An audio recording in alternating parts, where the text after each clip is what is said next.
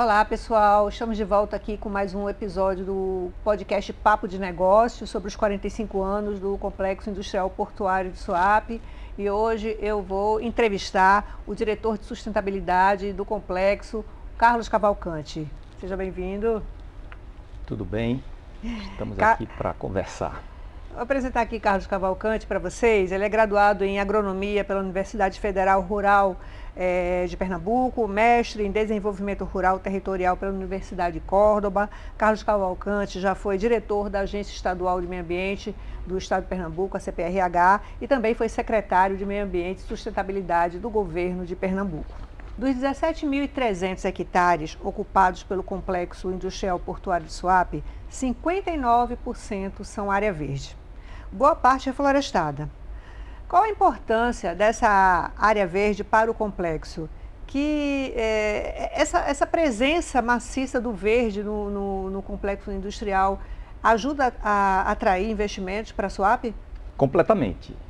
Atualmente nós temos uma tendência de uma economia de baixo carbono.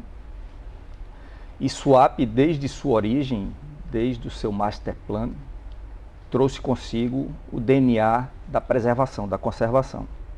Considerar que um complexo industrial portuário tem mais de 10.000 hectares destinado à conservação da Mata Atlântica e dos seus ecossistemas associados, mangue e restinga, é um imenso diferencial para qualquer empreendimento que esteja instalado ou que vai se instalar, considerando no seu negócio uma reserva ecológica.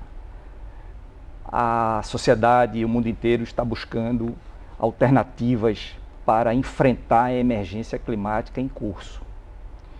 E floresta em pé é de uma alternativa mais efetiva que existe para enfrentar essas emergências climáticas que nós estamos passando. Portanto, quando a gente tem áreas de preservação com o dispositivo de unidades de conservação, nós temos 5 unidades de conservação, ou seja, além de ser uma zona de preservação ecológica, nós temos as categorias de preservação oficiais. 5 unidades diferentes. 5 unidades de conservação. Quais são essas categorias? Nós temos a Estação Ecológica Bitutinga, que são quase 2.500 hectares. Nós temos uma área de relevante interesse ecológico, Ipojuca-Merepe, a foz do rio Ipojuca. Nós temos 2 parques estaduais, o Parque Estadual Mata do Zumbi e o Parque Estadual Duas Lagoas. E temos uma APA estuarina na foz do Jaboatão. Ou seja, são 5 unidades de conservação que estão com proteção rigorosa. Dessas, 3 são de proteção integral, os 2 parques estaduais e a Estação Ecológica Bitutinga. Isso significa que todo o esforço de conservação, de restauração desse ecossistema, ele está salvaguardado na legislação do Sistema Estadual de Unidades de Conservação. Ou seja, além do Plano Diretor de Suape estabelecer esse cinturão verde desde a sua origem, nós temos o dispositivo das unidades de conservação. Isso faz com que os negócios eles possam se utilizar desse ativo ambiental para que a economia de baixo carbono seja exemplificada na sua prática. Passa a ser um ativo também para os negócios que se instalam aqui. Exatamente, exatamente. E é esse esforço que nós estamos trabalhando no engajamento empresarial. Ou seja, o crédito de carbono que nós temos acumulado nessas matas, mangue e restinga. Nós fizemos um inventário de sequestro, de estoque de carbono. Estamos ampliando esse inventário de estoque de carbono nessa área de preservação ecológica. E esses créditos de carbono, eles ainda não estão no jogo, no tabuleiro econômico. Então, à medida que a gente conseguir estabelecer a equalização das emissões de gases de efeito estufa, com esse sequestro de carbono que nós fazemos nas nossas matas, mangue e restinga, nós vamos estar colocando um ativo concreto, valorado, inclusive, porque o carbono ele deve ser uma mola propulsora da economia de baixo carbono. A COP28 deve estabelecer mecanismo de precificação de carbono mais rigoroso entre os países. E também nós temos a possibilidade de criar um mercado voluntário local aqui no complexo, porque são 83 empresas. Essas 83 empresas, elas têm seus compromissos climáticos, né, porque o mercado está exigindo esse compromisso climático. E SUAP vem fazendo uma tarefa para subsidiar esse engajamento empresarial. Ou seja, nós temos algumas empresas que já demonstraram os seus programas de neutralização de carbono. A refinaria é um dos parceiros que pode fazer um grande diferencial para que a gente consiga uma economia de baixo carbono. Como elas se aderem a esse programa? O programa ele é de engajamento, é voluntário, não tem nenhuma obrigação. Nós estamos chamando da Rota da Descarbonização. É um processo que a gente vem utilizando a metodologia do Pacto Global da ONU, uma metodologia de engajar os atores, os stakeholders, para que esses compromissos voluntários sejam apresentados e a gente possibilite o resultado do conjunto. SUAP sozinho, ele não vai conseguir, ela não vai conseguir, a empresa não vai conseguir estabelecer a neutralidade de carbono sozinho. Nós temos que ter o engajamento das empresas. Nos 3 escopos que nós fizemos o inventário de emissões de gás de efeito estufa, cerca de mais de 90% é referente aos terceiros, ou seja, às empresas que estão inseridas no complexo. Então, o engajamento é fundamental. E a Rota da Descarbonização, que nós estabelecemos a partir de setembro deste ano, com reuniões mensais, são 3 tipos de reunião que nós fazemos. Uma reunião mais destinada ao grupo geral, depois 2 reuniões que é discutir o ecossistema SUAP e discutir a questão das políticas públicas e as redes de financiamento para fazer essa transição energética. Uhum. Então, se à medida que a gente vai estabelecendo um processo em que as empresas vão apresentando os seus planos de descarbonização, de neutralidade de carbono, a ideia é que a gente consiga, no conjunto, né, ter o complexo neutro em carbono, e nós estamos trabalhando exatamente nessa perspectiva. Uhum. Como a COP28 vai avançar bastante, a expectativa é essa, da precificação, há uma tendência em que os compliance climáticos, a agenda ESG das empresas, apertem mais o cinto em relação aos compromissos relacionados à neutralidade, porque é inadmissível não fazer nada. É inadmissível ver o que está acontecendo no planeta Terra e ficar aguardando alguma normativa, algum tipo de regulamentação. Então, a ação voluntária é fundamental nesse processo. Perfeito. O inventário foi concluído, o inventário de carbono foi concluído. O que ele trouxe para vocês? Qual é o resultado desse inventário? Nós fizemos o inventário do complexo que estabeleceu o dado de 2.500.000 toneladas de CO2 equivalentes emitidos no complexo, no conjunto, né, das empresas que foram inventariadas e mais também a ação da empresa SUAP. Isso significa que nós vamos ter 3 ações para que a gente consiga fazer a neutralidade. Uma ação é de mitigação, uma ação que estabelece a mitigação de todos os processos de produção, de consumo no território. Uma outra ação é de adaptação, ou seja, quais são as necessidades de adaptação dos empreendimentos frente a essas emergências climáticas. E um terceiro pilar é a compensação, é fazer processos de compensação para que as empresas estabeleçam no seu programa de neutralidade quais são os elementos de restauração florestal, né, um exemplo clássico, a eficiência na transição energética também é um outro exemplo que as empresas vão precisar estabelecer. Então, o inventário de emissões trouxe um roadmap, um roteiro, para que a gente possa trabalhar essa rota da descarbonização e programas específicos para a questão de resíduos, para a questão de energia, de transição energética, para programas de governança, para programas de vulnerabilidade social, para programas de melhoria e aprimoramento da governança ambiental do território. Então, é um roteiro de ações que nós temos que seguir. Você disse que a adesão é voluntária, mas você acredita que, diante da necessidade urgente que o planeta enfrenta, né, de medidas para mitigar esses problemas decorrentes das emissões de carbono, isso tende a se tornar obrigatório nos próximos tempos?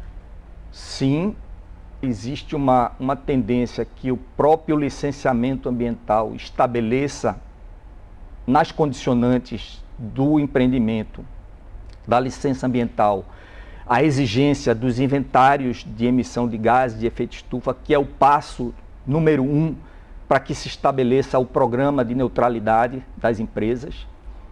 O inventário por empresa é fundamental e isso, dentro do processo de licenciamento, vai fazer com que as empresas se esforcem para apresentar seus programas de neutralidade.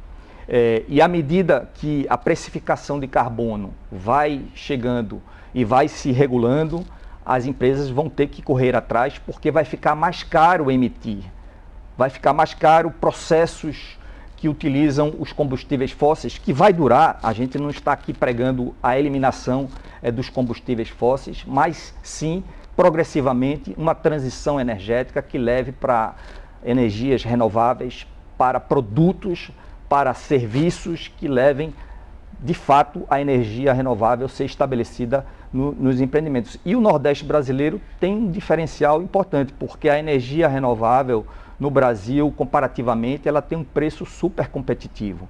Então, nós podemos lançar mão dessa vantagem comparativa para produzir o que está sendo dito, a questão do hidrogênio verde. Né? Porque o hidrogênio verde, ele entra como um meio de estocar essa energia renovável.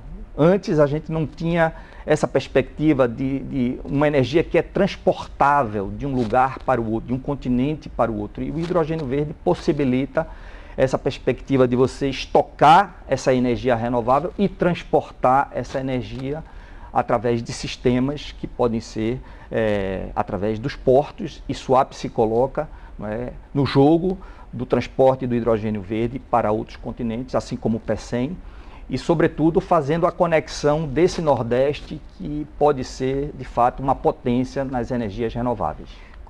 Como o Suape vem trabalhando esse tema do hidrogênio verde? Vocês vão implantar aqui um hub do hidrogênio verde, né? Em que processo isso está e em que consiste esse projeto?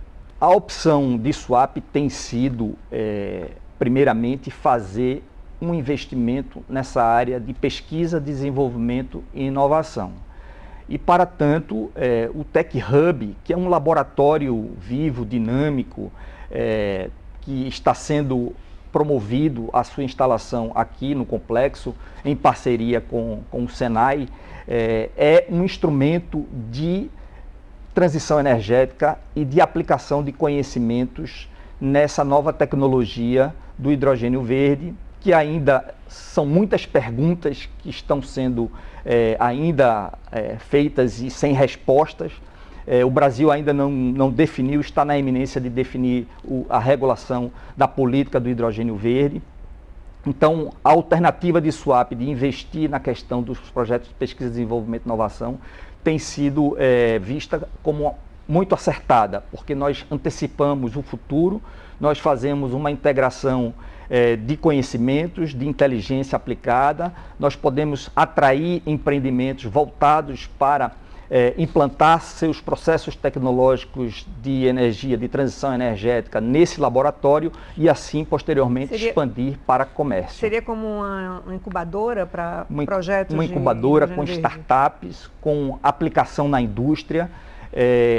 os pesquisadores que estão trabalhando com essa questão demonstram que a utilidade do mercado cativo é muito alta para o Brasil, ou seja, como é que a gente pode atrair indústrias, empresas verdes que se instalem em nossos complexos, e Suape é um lugar que as empresas podem vir se instalar e podem fazer a perspectiva da economia circular, da simbiose industrial, ou seja, matérias-primas que são produzidas de uma indústria podem ser aproveitadas por outras indústrias, como é o caso do calor verde, em que algumas indústrias podem adotar essa tecnologia renovável e utilizar nos seus processos industriais o calor verde, seja para resfriar, seja para aquecer.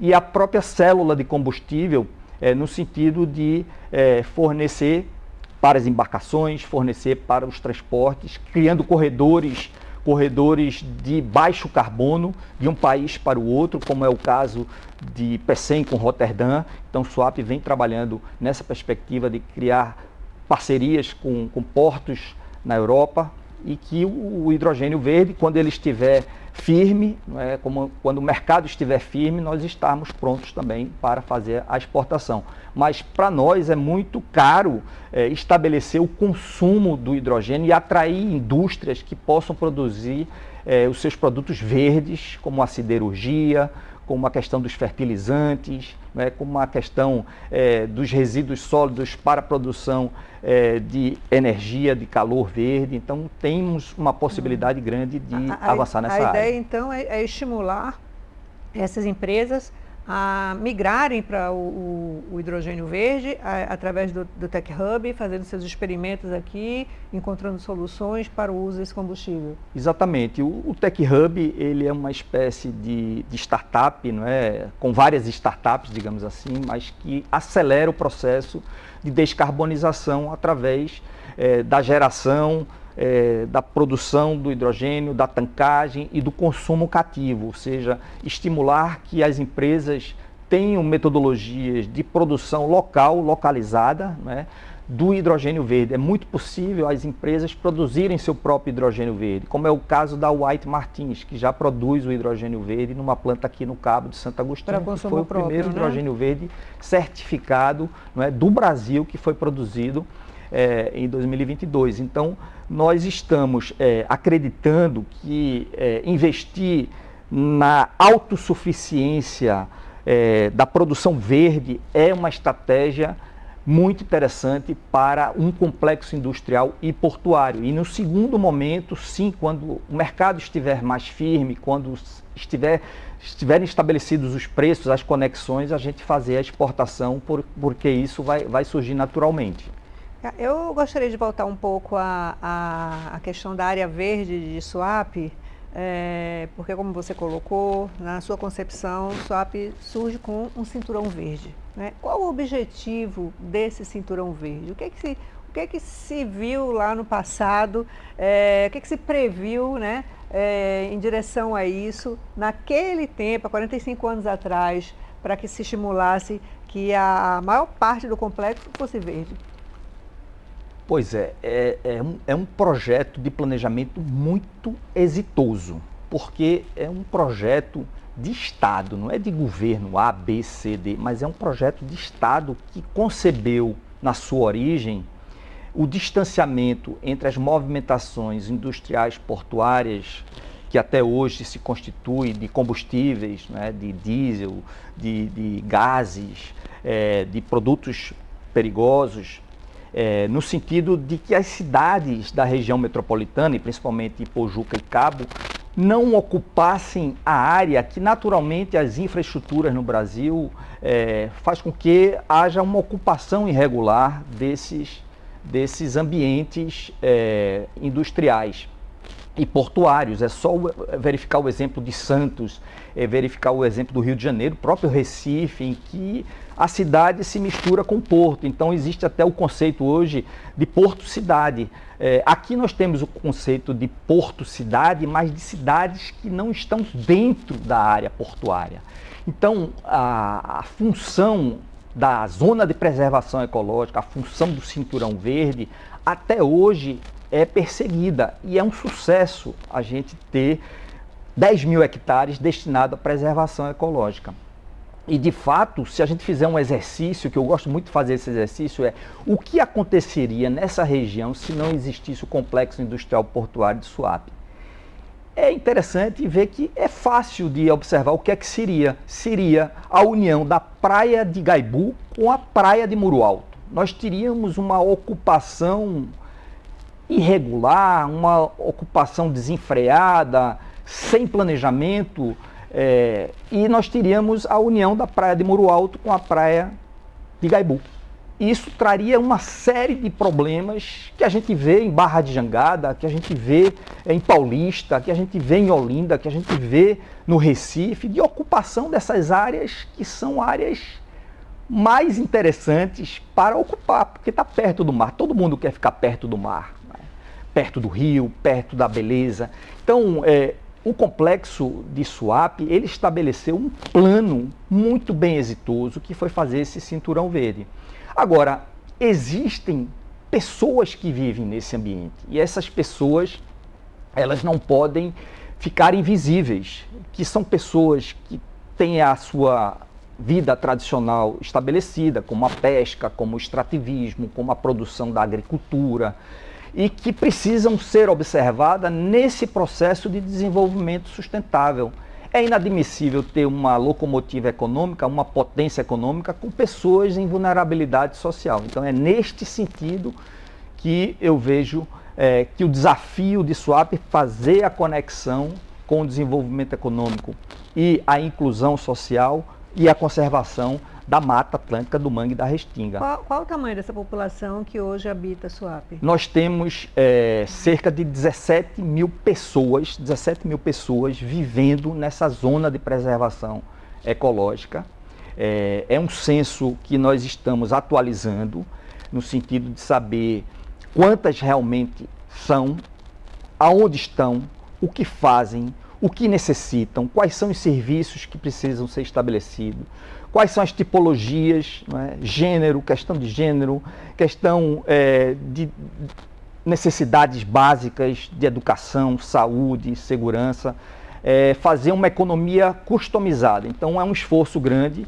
Nós temos todas as condições de fazer um grande plano de desenvolvimento sustentável, considerando as pessoas que estão nesse território, que elas sejam empregadas, que elas sejam empreendedoras, que elas morem com melhor infraestrutura, que tenham acesso à educação, uma boa educação, à saúde, uma segurança, fazendo parte desse negócio que é o Complexo Industrial Portuário de Suape. Então é um desafio grande a gente dar o exemplo vizinho.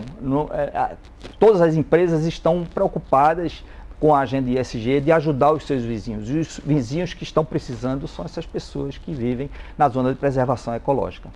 O que é que o Plano Diretor de Suape 2035 traz como diretriz em relação à territorialidade, à preservação do patrimônio ambiental e histórico, ao relacionamento com essas pessoas, porque essas pessoas também elas podem ser agentes de preservação desse cinturão verde, né? Completamente. Nós temos aí uma grande chance de fazer um ponto de inflexão nessa história da relação dos empreendimentos com as pessoas que estão nesse território. Sempre foi uma relação de disputa territorial. Então agora a gente precisa de um processo de parceria territorial. Um dos dispositivos que foram estabelecidos no Plano Diretor de Suape, na revisão do Plano Diretor 2035, é considerar que as pessoas estão na zona de preservação ecológica e que em áreas que foram estabelecidas, nós poderemos agora fazer uma assistência para sistemas agroflorestais. Os sistemas agroflorestais são muito interessantes porque possibilita a produção de alimentos e a conservação da mata. E as pessoas do lugar fazendo esse processo. Então, considerando que Suape tem um viveiro de mudas com capacidade para produzir 450 mil mudas por ano, considerando que temos mais de 80 espécies da Mata Atlântica sendo produzidas, das quais parte delas são frutíferas nativas, como o caju, como a pitanga, como o araçá, né, que são plantas nativas da Mata Atlântica. Nós podemos estimular que essas famílias que estão localizadas nessas comunidades, que se pode fazer o sistema agroflorestal, tenham uma assistência técnica direcionada para a sua melhoria de qualidade de vida, conservando a mata com as espécies nativas e produzindo plantas agrícolas em sistemas agroflorestais. Então, esse avanço foi fundamental para que a gente distensionasse boa parte do território e direcionar uma assistência técnica voltada para a produção de alimentos e fazendo conexão dessa produção com as empresas. Então, um dos projetos que SUAP tem é o Tô na Feira. É um projeto onde 30 famílias, elas comercializam sua produção nas empresas. Começaram aqui em SUAP, mas já estão na refinaria, já estão na Seara, já estão expandindo para outros empreendimentos, no sentido de levar os produtos que elas produzem, artesanato também, produtos beneficiados, pães, bolos, como também produtos agrícolas, melhorando a sua renda e melhorando o seu empreendedorismo. E do ponto de vista de patrimônio histórico, o que há disponível em SUAP? Bom, aqui é um museu céu aberto. Existem resquícios arqueológicos muito interessantes nessa região. A começar com o Parque Metropolitano Armando de Holanda Cavalcante, que a gente tem resquícios geológicos da movimentação dos continentes Pangeia, quando se separou a América da África. Então esse é o último pedaço da América que se desgrudou da África. Aqui, SUAP é o último pedacinho? Aqui em SUAP, na área de Vila Nazaré, de Calhetas, né, Paraíso. Esses resquícios geológicos, eles estão sendo monitorados por SUAP no sentido de a gente fazer uma candidatura para o programa de geoparques da Unesco. Todo um trabalho de participação da comunidade, um comitê que foi estabelecido, um conselho gestor paritário, metade da sociedade civil, metade representantes do governo, que estão trabalhando, a sociedade civil está trabalhando. Então nós temos resquícios arqueológicos para o continente, de engenhos, de rotas que podem ser estabelecidas para o turismo, conectando as unidades de conservação. Nós temos cerca de 22 engenhos, com pessoas vivendo nesses engenhos, com resquícios arqueológicos, e que isso é um ativo também cultural, histórico, que precisa entrar no jogo, no tabuleiro econômico, aproveitando o destino turístico de Porto de Galinhas, aproveitando o turismo de sol e mar com o turismo cultural, histórico e ambiental. Além dos naufrágios, nós temos aqui na nossa frente de SUAP resquícios arqueológicos de naufrágios importantes que podem servir para a atividade do turismo subaquático, a atividade que é amplamente utilizada aqui no Recife, na frente do Recife. Então, essas conexões elas precisam ser desenvolvidas e nós temos tudo para fazer isso. Ok. Eu quero agradecer ao diretor Carlos Cavalcante, diretor de sustentabilidade, pela entrevista. Foi uma ótima oportunidade para conhecer mais sobre esse aspecto ambiental, social e histórico de SUAP. Muito obrigada pela entrevista. Eu que agradeço, Patrícia, sempre à disposição. Obrigada. E obrigada a você também por nos acompanhar até aqui. Até a próxima.